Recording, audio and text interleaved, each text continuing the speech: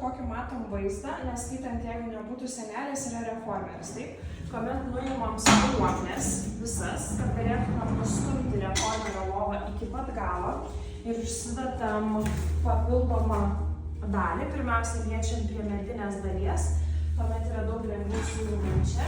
Dabar mes turim towerį, taip, tai reiškia stabili lova su towerio senelė ir galim daryti įvairius pratimus nuo towerio senelės. Pirmoji dalis yra šita metalinė dalis. Mes ne visada ją tvirtinam, tačiau kartais dėl saugumo tam, kad ji nenukristų, šita grandinė yra tvirtinama skirtingam aukštui. Aš galiu, tarkim, ją pritvirtinti šitame aukšte ir jis žemiau nesileis, tuomet galėsiu gan didelę amplitudę kelti, taip pat galima bet kurioje vietoje pritvirtinti ir tiesiog laikysis ši atrama aukščiau. Ši lazda, dažniausiai mes ją laikome šitaip, kad netrukdytų, tuomet persinešam į priekį ir tai yra lazda, kuri tempiasi. Spyruoklės nėra keičiamos, intensyvumas priklauso nuo to, kaip toli atsitraukiam nuo senelės.